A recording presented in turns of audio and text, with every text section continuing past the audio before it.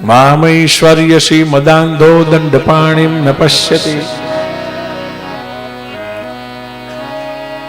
ભગવાને આપેલો જે ઐશ્વર્ય છે ને, આપણને એટલું બધું છે ને કે એમાં આધળા થઈ ગયા આપણે, અને બધું ભૂલી જઈએ છે કે ભગવાનની પાસે દંડ પણ છે, કે જેનાથી ભગવાન આપણને શિક્ષા કરી શકે.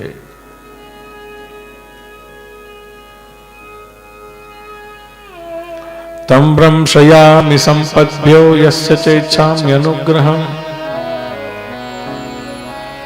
ગમ્યતામ શક્રભદ્રમ વક્રિયતામ મેનુશાસનમ. જેનો અનુગ્રહ જોઈતો હોય એનું અનુશાસનનું પાલન કરવું પડે. મા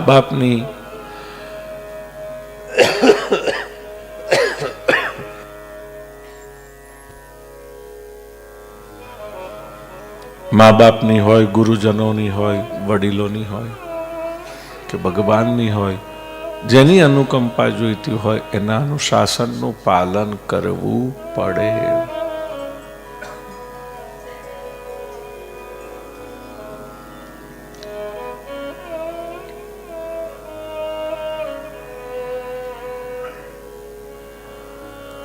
સ્થિયતામ સ્વાધિકારેષુ યુક્તૈર્વસ્તંભવર્જિતઃ. દરેક જણ પોતપોતાની અધિકારની મર્યાદામાં રહે એ દરેકને માટે હિતકર છે.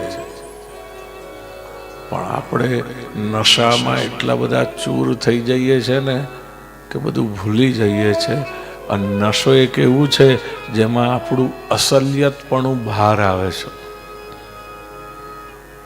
આમ બહાર નથી આવતું આપણું અસલિયતપણું, અંદરથી કુદરતી જંગલીપણું.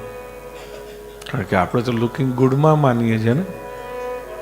કૃષ્ણમાં એ જ ફરક છે. લુકિંગ ગુડ નહીં, બીઇંગ ગુડ ઇઝ કૃષ્ણ. નશામાં આપણે બધું ભૂલી જતા હોઈએ છીએ.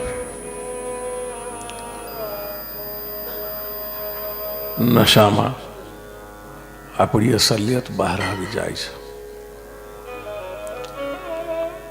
કોઈ પણ વસ્તુનો નશો કેમ ના હોય, એ પછી શરાબનો હોય કે શબાબનો હોય કે પછી પદનો હોય, પ્રતિષ્ઠાનો હોય કે પૈસાનો કેમ ન હોય, પણ આ નશામાં માણસ બધું ભાન ભૂલી જાય છે, બધી મર્યાદા ચૂકી જાય છે. નથી આવે તો આ ગામમાં એવું થઈ ગયું છે, ગાડી અથવા તો ગાડીના નંબર ઉપરથી વટ પડે, તમને કોઈ પૂછે નહીં આ નંબર કેવો છે. વીઆઈપી નંબર હોય તો કોઈ માથાકૂટ ના કરે, જવા દે. પહેલા તો ગમે તેની જોડે ચાલતું, હવે થોડુંક બદલાયું વાતાવરણ.